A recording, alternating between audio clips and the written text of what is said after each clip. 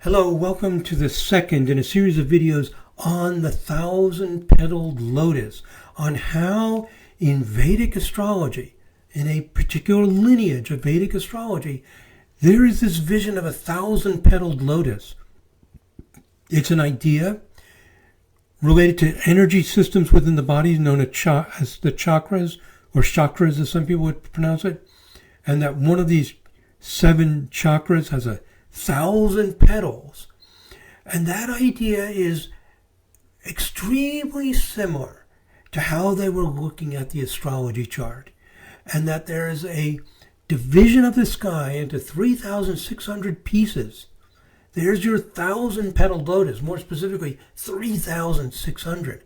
And I think they use this term 1,000-petaled lotus specifically for that chakra, which has, according to their theory, 1,000 petals, and also to these divisional charts. And what we ended the first series, the first video in this series with, is how B.V. Raman, who is the great astrologer who brought Vedic astrology to the West, he was the most important person in doing that, how in one of his books that's not very popular, I'm not even sure it's been translated to English, maybe it has, he talks about this nadi, the 6-minute division, and how it is the fundamental unit of the astrology chart. So according to what B.V. Raman says, these very high divisional charts, which are almost never used today by Vedic astrologers, they are very powerful keys to understanding people. So what we're seeing here is that hidden, it's not really hidden, it's there, but it's hidden in the sense that we haven't really unearthed it and worked with it very much, very few of us have, are these ideas that perhaps if we work with them and investigate them, we could find out our keys to yet a whole new level of accuracy. That's what B.V. Raman is saying. So it's interesting, regardless of what your opinion or my opinion may be about it or our intuitions. It's interesting that this is in fact what's being said. So there is a hint that that hidden in the long history of Vedic astrology, which was primarily an oral tradition, as I mentioned before, where ideas were passed verbally in ancient times, there are undiscovered or at least underutilized gem. This might be a gem that's underutilized. And the great number of layers of divisional charts create intricate and detailed patterns that are very different from the dominant emphasis in astrology on only 12 divisions, and with a few other things like decanates and terms. So that, again, is one of the main points I'm trying to make, is it's not all focused on 12 and a few divisions of the 12. Some astrologers even say, well, the ancient astrology is all 12 based. No, it's not. Okay? So that's one of the main points I'm trying to drive home, is there are many different lineages of ideas. And, if you latch on to a few particular lineages, yeah, that's the way they were thinking. But this is a very powerful, large, and long-lasting tradition that has a very different view. It's not all 12 houses, 12 signs, rulers of the 12 signs. There's a different way of thinking about the sky. Thinking of it as a beautiful, intricate mandala. A different intuition about the nature of the sky and its relationship to us. And one of the things I'm trying to communicate in this video is not only the specific details, but as just an intuitive sense. Again, what we call in modern life a theoretical framework, an intuition, a perception, a way of feeling and thinking about what we're doing. And in this way of thinking about, we're looking at a beautiful, intricate mandala. And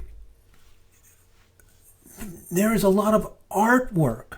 So the art born out of this tradition, the astrological analysis born out of this tradition, are all based on the same sense of what the nature of our lives is. And that tradition continues today. Just like it continues today in astrology, it continues today in the art, in the music. And here's an example of it at the website Ragini Shankar. So Ragini Shankar is a violinist, an extraordinary violinist. Brilliant, unbelievable. And she's an amazing artist as well. So an extraordinary gifted person that can do extraordinary things with the violin, which is what she's known for, but she also does some extraordinary art. And here is her website. Right there is her website. And I've gone to the link for the, okay, here it is. So it's raginishankar.com, home, about, concerts, collaborations, and I clicked on gallery, and it brings up this gallery of art that she's done. And if you click on one, it'll just show you that one. So there is, let me scroll down into the captured area. What am I doing here? This is too low. Sorry. This should be up here. There. That's better. Okay, so I click on it and you can see there it is. Artistically, I very much doubt that Ragini Shankar is thinking, oh, I think I'm going to take astrology and make a picture of the Vargas. Almost 100% certain. I know that's not what she's doing. She's tuning into a heritage, a way of thinking about the nature of life, the way of thinking about our relationship to everything, to the cosmos, to the way biology works, to the way everything works. That there's this intricate, detailed mandalas, circles within circles. These are the Vargas, and each layer of the Vargas done in a different style, which is exactly what the Vedic astrologers say. One of these rings has more to do with career, another more with obstacles, another more with spiritual path. So they're designed differently. And what some of the people who work with these ideas is it's the flow and connection between them that's also important. So there it is. There it is. The artistry, the sensitivity, expressing the same thing. Yes, it gets bewilderingly complex and intricate. That is the nature of life. So, again, what I'm trying to do here is get you into an intuitive sense of how we think about life from this lineage of thought, that we exist in an intricate woven tapestry. We have this word in the Vedas, sutras, the threads that weave this intricate pattern together. Here's another one of her images, and here we have little circles being born out of the main circle. And notice that each of these circles has a Sanskrit character, and one for the whole circle as well. And those Sanskrit characters, of course, are sounds. And this is also fundamental to this way of thinking, that this is a vibration. This is a sound. You can think of it as sounds, and you can think of it as visuals. It's two ways of looking at the same reality. A awesomely, beautifully intricate, magnificent tapestry that we can see visually, we can see it as sounds. And they function and reverberate through our bodies as the chakras, wheels. The word chakra means wheel. The earth is also a wheel, it's spinning. It's also a top that spins around the sun and wobbles like a top. Circles within circles, we live on a sphere that is involved in circling around. Our energy is circling around. The sky and the astrology is circling around in a beautiful, detailed, magnificent, intricate tapestry. As much as this idea feels foreign and can feel disturbing because we want to back our nice, simple 12 pieces. Oh, I'm a Taurus, you're a Gemini, da-da-da. And then we can play with those 12 pieces in intricate ways with different kinds of rulerships and all the stuff and day-night charts. The rules can get complex, but built on a simple platform. And the preference can be so strong that a lot of astrologers will say, no, I'm not going there.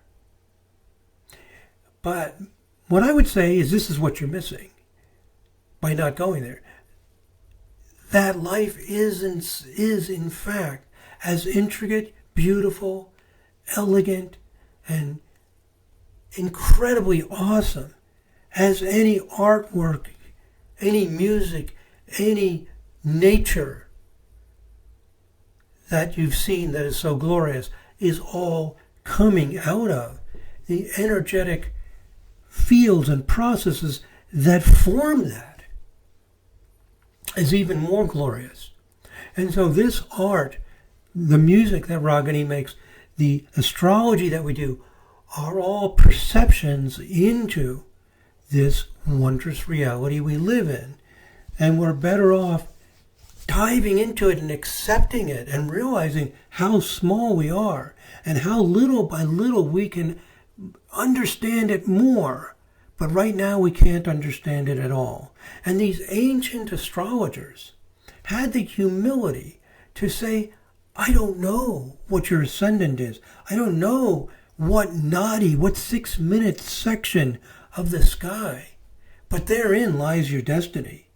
So they were not afraid to admit that more will be discovered in the future and understood when these measurements can be made, when more work is done with it.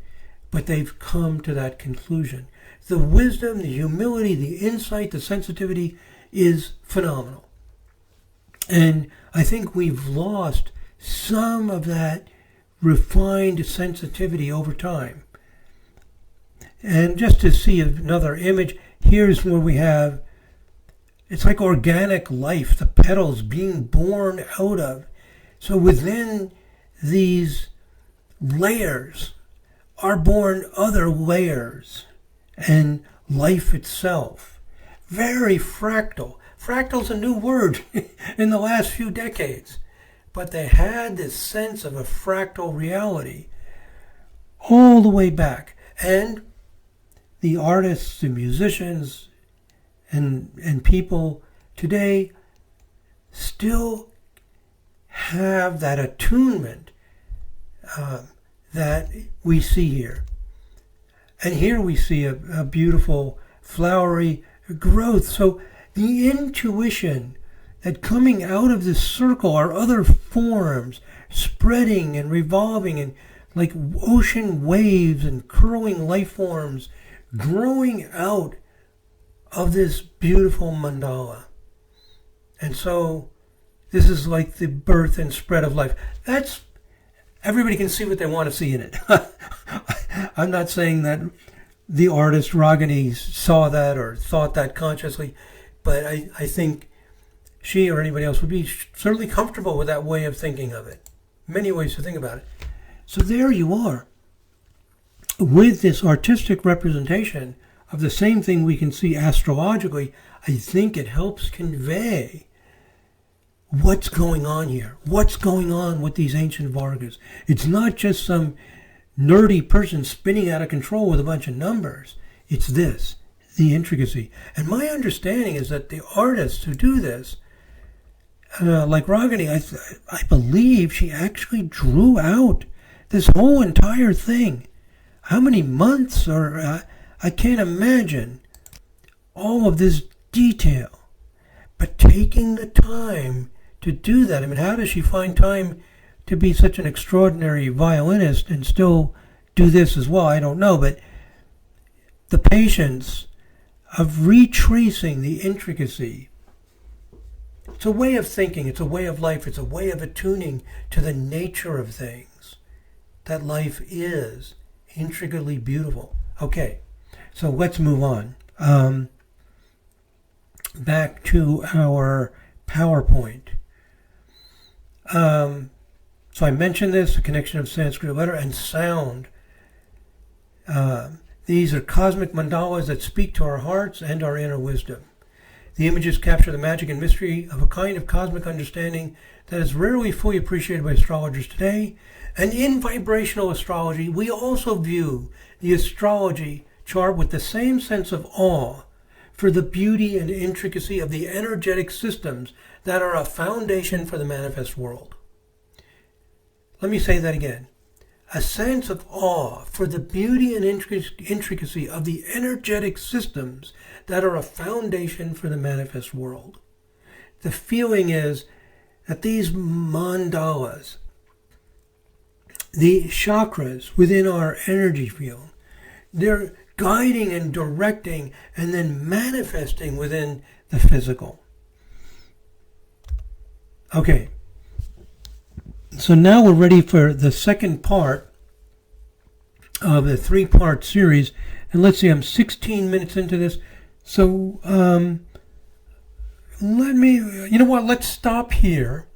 And I'll start the third video with part 2. At the very beginning of part 1, at the beginning of this series, I introduced the 3 sections. First, we would talk about divisional charts. We've completed that. Now we'll talk about the chakras, the 7 chakras, and how they're closely related to the divisional charts. We started getting hints about that already. And then we'll talk about the connections between vibrational astrology and Vedic astrology, which we've also started to see. So I think these next sections, I might be able to put part 2 and part 3 into one video. We will see. But we'll continue with part 3 in this series on chakras next. So thank you very much for listening, my friends. God bless. Namaste.